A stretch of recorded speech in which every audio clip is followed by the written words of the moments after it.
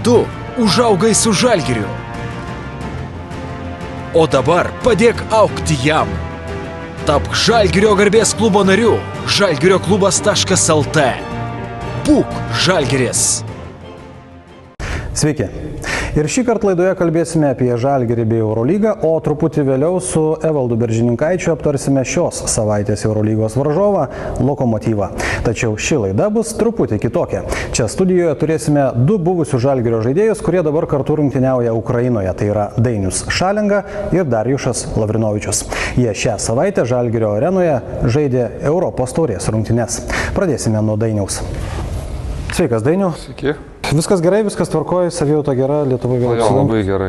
Dabar rungtyniaujat Europos taurės varžybas čia jau Kaune, tai čia kaip yra, kaip namų arena, kaip jaučiasi širdyje, ar labiau ten Kijeve žaidžiant namai, ar čia? Aišku, mums maloniau būtų vis tiek, kad Kijeve būtų varžybos, nes ten treniruojamės ir žaisti yra toj salėje, kur treniruojasi, o čia aišku tiek malonu, kad vis tiek pažįstama arena, žmonės žaidžia 3 lietuviai, tai vis tiek malonu, kai ateina pažįstami ir serga už mus, ir šitą areną daug malonių prisiminimų likę, Žalgirį žaidžiau. O kaip pats čempionatas ten, Ukrainos, kaip jis vyksta, viskas tvarkoja, bei kažkokiu tai pertraukos? Tai dabar prasidėjo, viskas atsinaujino po tos pertraukos, aišku tik tiek, kad daug komandų išvažiavo legionierių. Južno Chimikas liko, kur pilnai dar susikomplektavęs visais legionieriais ir mes. Tai dabar jau imsit lengvai, ar ne?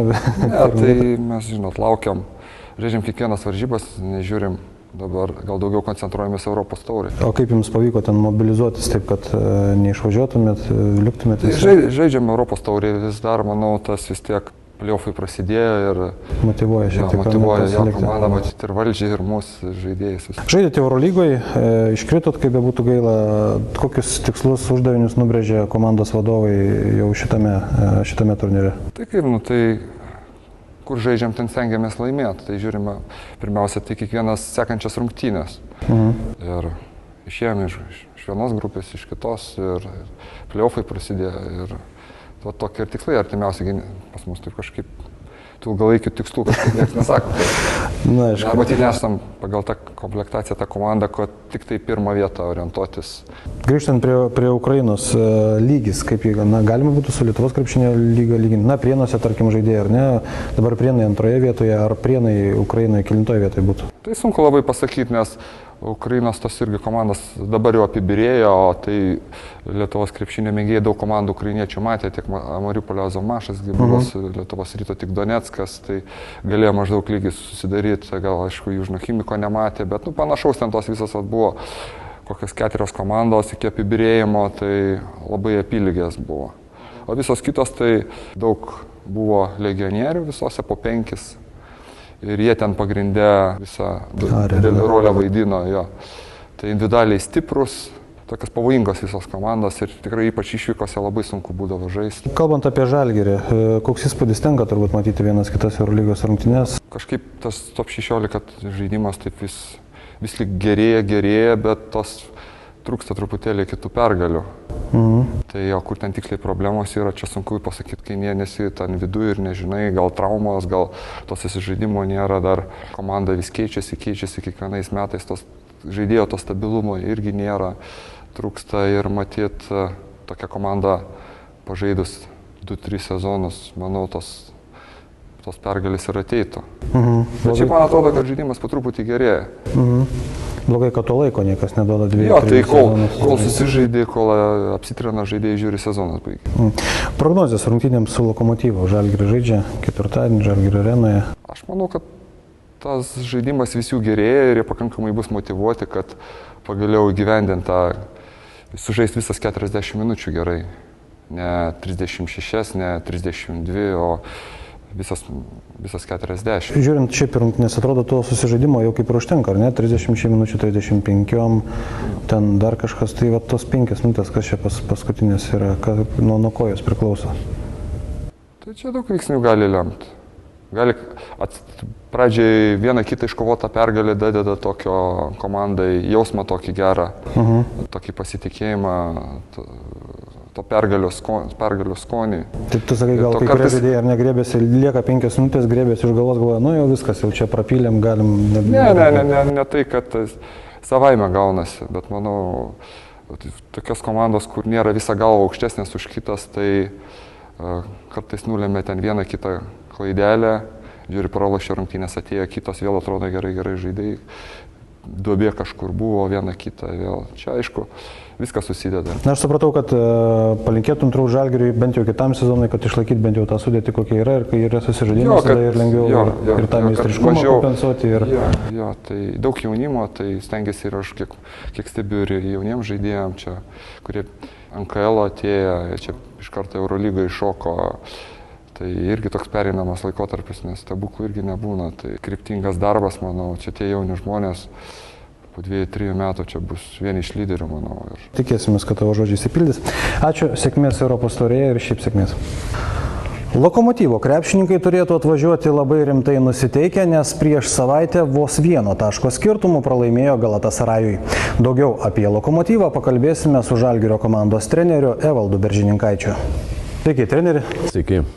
Lokomotyvo komandoje žaidžia 2 lietuviai. Ar tai palengvina jūsų užduotį, lengviau analizuoti tą komandą, kur žaidžia lietuviai ir, aišku, konkrečiai kalbant apie to žaidėjus, ar lengviau juos perprasti, jie labiau pažįstami, gal mažiau ruoštis reikia? Be abejo, žinom daugiau apie juos, informacijos turim daugiau, nes vis tiek tai mūsų žaidėjai, mūsų klubuose žaidė už Lietuvos rinktinę, tai taip, kad gerai juos pažįstame, žinom jų stipresės, silpnasis pusės ir jau čia kažko daugiau analizuoti ir nereikia. Turbūt, kai kalbam apie geriausius krepšininkus Lokomotyvo, turbūt juos irgi galima būtų paminėti. Vieną tai tikrai, antrą, aš kalbu apie Simoną Jasaitį, turbūt irgi praleisti nereikėtų, nes bet kokiu atveju lietuvis, tai galima pagerbti ir už tai. Bet šiaip tai Simonas nėra tas žaidėjas, kuris, ant suoliuko laiko leidžia, pasirodo aikštelė ir žaidžia gan neblogai. Simas taip, jisai taškų gal ir nėra didelis vidurkis, bet jisai sugeba pataikyti tada, kada reikia.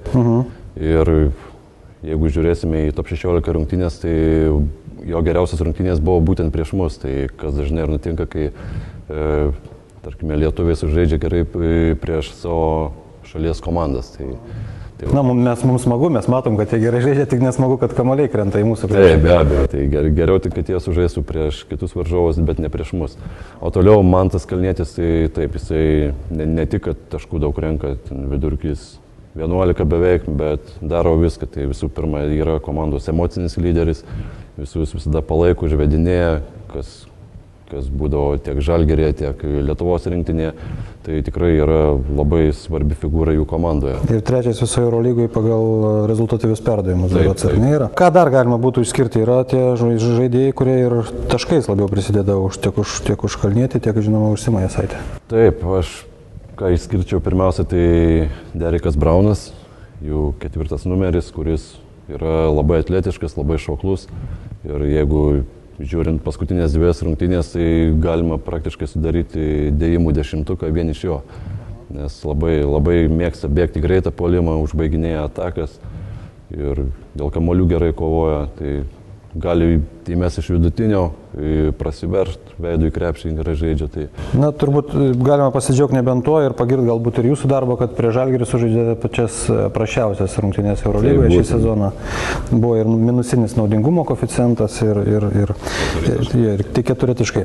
Taip, dar yra pora žaidėjų, apie kuriuos galim kalbėti, ar ne? Taip, jeigu tęsim apie didelius, tai Hendriksas.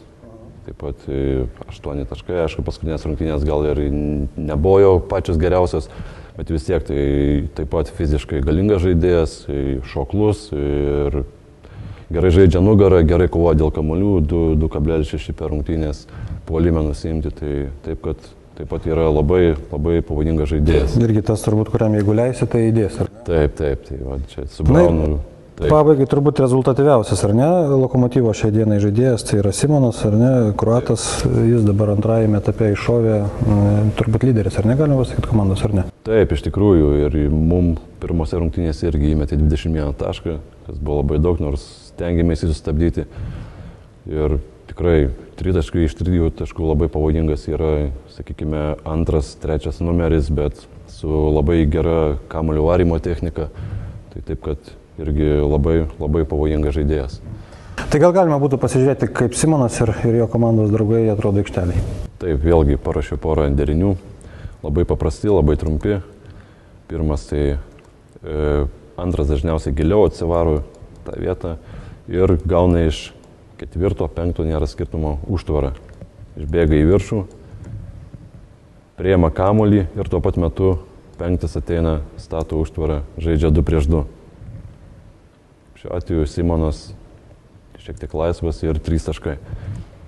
Dar tas pats derinys, vėlgi atsivaro, atiduoda antram, 2 prieš 2, neišėjo, dar viena užtvara ir vėlgi Simonas eina iki galo. Na, galima pasibėti, kad jis ir pataiko neprastai iš visų padėčių, ir iš vidutinio nuotolio, ir iš tritaškio zono jam nėra svetima. Taip, nėra tokios vietos, kur jį galėtume palikti laisvą. Tai...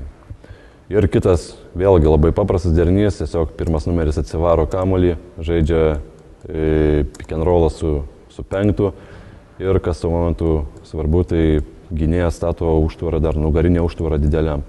Čia vėlgi su tokiu kaip Hendriksu, tai gali ir Aliejų paeiti, jeigu šiuo atveju vis tiek bauda išprovokuota.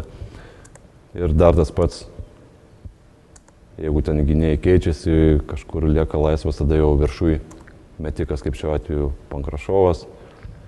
Tai vėlgi iš to derinio galima tiek po krepšį kamuolį, galima tiek ant tritaškio laisvam žmogui paduoti. Turbūt galima sakyti, kad čia kaip ir nesudėtingas, ar ne, derinys yra? Ne, iš tikrųjų, nieko sudėtingo, aplamai jų žaidimas nėra sudėtingas, nesuku ten kažkokių sudėtingų ilgų derinių, mėgsta žaisti greitai, kontratakos, greitas puolimas, jeigu ne, tai 2 prieš 2, daug pick and roll situacijų, taip kad kažko sudėtingų jų žaidime tikrai nėra. Tai Eurolygoje galima laimėti ir pernelyg nesukant galvą dėl derinių, ar ne kažkokių tai ten jau super sudėtingų? Na, kuomet žaidėjai individualiai stiprus, tai iš tikrųjų galime ir tokius ilmę laimėti. Tai jie individualiai daugiau žaidžia, galima sakyti, ar ne? Iš tikrųjų, tai daug stato ant individualaus žaidėjų meistriškumo, tikrai nemažai. Gerai, ačiū Jums, sėkmės ketvirtadienį. Ačiū. Tiek apie Lokomotyvą, o dabar atėjo metas dar vienam laidos svečiui, Darijušui Lavrinovičiui. Sveikas, Darijušai. Labas vakaras. Ar sveikas? Ačiū, sveikas. Bet šiaip toks pakūdęs, pabalęs šiek tiek. Tai dirbam, matot, būtų keista, kad nesukūdęs, pastorėjęs, tai reikia tada pagalvoti, kad gal blogai dirbu, bet matot, gerai dirbu, jo. Šiaip turbūt ilgesį Žalgiriui, ar ne, irgi atsiliepia. Jo, pergyvenkina dieną, aišku. Skambinė į Kauną. Ir su broliu teko įsiskirti, ne vieni stresai, ta prasme, per šį sezoną. Tai jo, ir dar karas tas vos neprasidėjo Ukrainai. Tai sudėtinga, ar ne? O šiaip, jeigu rimtai kalbant, tai mes čia labai giriamės ir giriame Robertą Javtoką, kuris girdėjom čia ir pas mus studijoje svečiai, kai kurie kalbėjo, kad galbūt Robertas žaidžia geriausią sezoną per visą savo karjerą.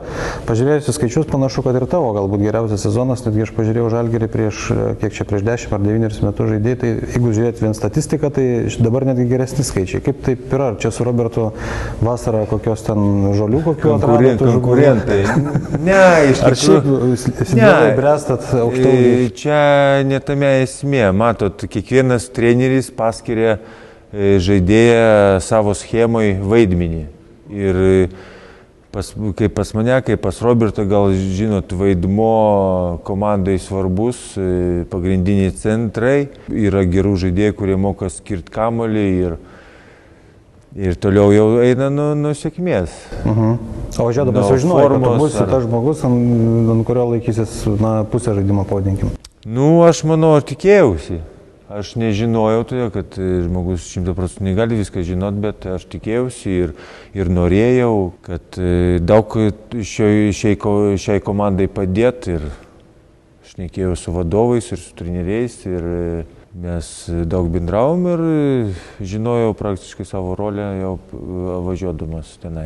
Eurolygui, galima sakyti, Budivelninkui nepasisekė ir ne, teko iškristi, dabar kitas etapas, bet tavo žaidimas lyg ir neprastė, taip visą sezoną ir trauksi iki pabaigos, Daug dievė, kad viskas gerai būtų, todėl kad čia, matot, daug priklauso ta forma nuo traumos, nuo aplinkybių daug. Bet daug dievė, jeigu nebus traumų, aš manau, kad aš tokiai formai ir pabaigsiu sezoną. Eurolyga daug sudėtingiau negu Europos taurės varžybose, kur dabar tenka rungtyniauti? Žinokit, nepasakyčiau, kad sudėtingiau. Aš daug metų žaidęs Eurolygai, pripratęs prie Eurolygos komandų, todėl kad ten biškiai aiškiau, Kas yra kas? Kas yra kas, kaip reikia žaisti. Sprendimai biški kitokie negu pas tos komandos, kur žaidžia Europos tauriai. Ir tas man buvo biški sunkoka priprast iš karto, bet dabar tikrai aš suprantu filosofiją tos komandos, kur yra žaidžia Europos tauriai ir lengviau žaisti. Filosofija turbūt nesunku buvo ir su Bagackiu perprasti. Tai be abejo, ir pažįstama, ir jisai nieko labai tokio neišgalvojo, jisai stengiasi išnaudoti kiekvieną stipriausią savybę žaidėjo. Jisai labai moka atskleisti žaidėjus, jisai gerai motyvuoja, gerai palaiko ir tas duoda tokį pasitikėjimą savimi. Ir kaip, pakalbėkime apie Eurolygą truputį. Grupė ten įdomi kova verda dėl patekimo į kitą etapą, net 3 komandos turi po 5 pergalės ir labai svarbios rungtynės Graikijoje Panathinaikosas žaidžia su Fenerbahče šią savaitę, abi komandos turi po 5 pergalės. Kas turėtų laimėti? Nežinau, Graikijoje žaidžia. Aš manau, kad turėtų Graikai laimėti. Nors, aišku, bus sunku čia, bet aš galvoju, todėl, kad dabar pasikeitė treneris, stojo prie vairo Alvertis ir aš manau, kad jiem toks biški emocinis stresas, toks motyvacijos gal biški dadės ir jie supranta, kokius svarbius rungtynės, todėl, kad Panathinaikos vis tiek jie pripratė jau būti tarp lyderių ir jie lengvai nepasiduos. Gal ties tą grupę daug nesustokim, pakalbėkime apie mūsų grupę. Praėjusią savaitę porą rungtynių labai įdomi buvo Bayernas su Realu. Neteko matyti rungtynių? Žiūrėjau, kiek buvo galimybės, tiek pažiūrėjau. Ir? Labai patiko Bayerno žaidimas, žaidė agresyviai, pasitikėdami savo jėgom.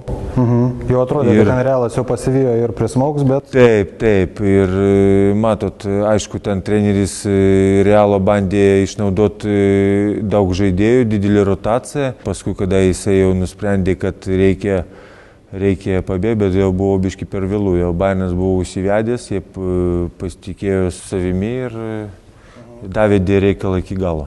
Realas tai komanda, už kurią sergi, ar ne? Šiam teko tokių sąsajų? Be abejo, buvusi mano komanda ir jeigu jie žaidžia, visą laiką palaiko. Taip, dabar kita buvusi komanda su Realu žais CSKA. Ispanijoje žaidžia Realas ir CSKA, labai svarbios rungtynės, tai už kurią komandą būsi? Oi, net nežinau, čia jau sunku kažką palaikyti, todėl kad čia 2 buvusios komandos ir aš žiūrėsiu paprasčiausiai analizuosiu varžybas. O kas laimėt? Jie dabar Ispanijoje. Pirmasis rungtynės CSKA laimėjo net 14 taškų skirtumą. Taip, jo. Aš manau, kad Madridas jie po tokių blogų rungtynių, manau, kad jie jau antrą kartą nežais. Jis, ką atrodo, iškritęs Teodosičius, nežinau, ilgam ar žais, nežais jisai, bet be jo bus, aišku, sunkiau ir žiūrėsim. Aš manau, kad duodu pergalę Realui. Gerai, ačiū, sėkmės tau, kaip sakei, kad gerai būtų, kad sveikatos ir užtektų ir nelūžtum, tai mes tau to ir linkime ir sėkmės šiame sezone. Ačiū labai, jums irgi sėkmės. Žalgirio arenoje renkamės ketvirtadienį po 19 valandos. Ketvirtadienį stebėkite kitas Žalgiris TV transliacijas internetu, o tikslų transliacijų laiką sužinosite apsilankę tinklapyje žalgiris.lt. Iki. Tu užaugai su Žalgiriu. O dabar padėk augti jam. Tapk Žalgirio garbės klubo nariu.